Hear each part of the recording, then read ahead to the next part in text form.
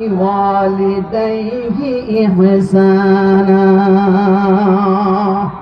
আল্লাহ বলেন ইহসান করতে হবে। আচ্ছা বলেন ইহসান কি? আপনারা উঠে যাবেন না, আমি মাতা পিতার কথা বলতেছি। মাতা পিতা সবার আছে না নাকি? কেউ মাটির তলে, কেউ মাটির উপরে। এজন্য আপনারা যদি উঠে চলে যান, আমি ইনশাল্লাহ মাতা পিতার সুন্দর একটা আলোচনার ভিতরে চলে এসেছি। আপনারা যদি উঠে যান তাহলে তো আমাদের বেইজ্জতি করা হবে।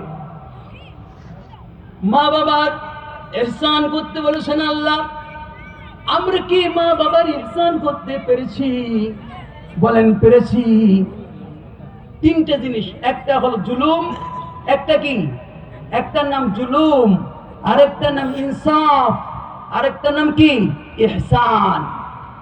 আল্লাহ বলেছেন জুলুম তো মা বাবার প্রতি করবি না, করবি না, আর ইনসাফও করবি না। জুলুম কি জিনিস?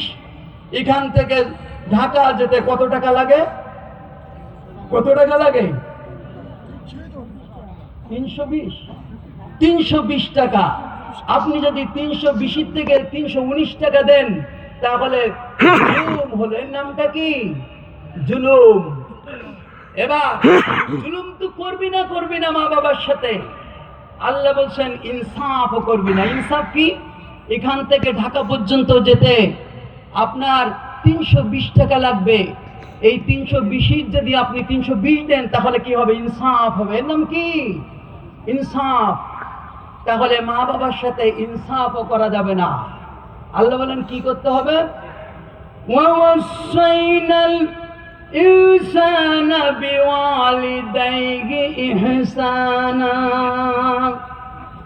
হে মানব মণ্ডলী, বিশ্বের মানব মণ্ডলী, তোমাদেরকে দায়িত্ব দিলাম, তোমাদেরকে ওয়াজ করলাম, তোমরা মা বাবার সাথে ইহসান করবা।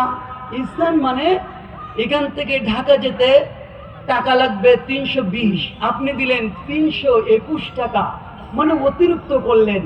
অতিরিক্ত যেটা দেওয়া হয় ওইটাকে বলা হয় ইহসান। মা বাবার প্রতি ইহসান করো। এটা ফরজ না সুন্নাত না মুস্তাহাব? বলেন।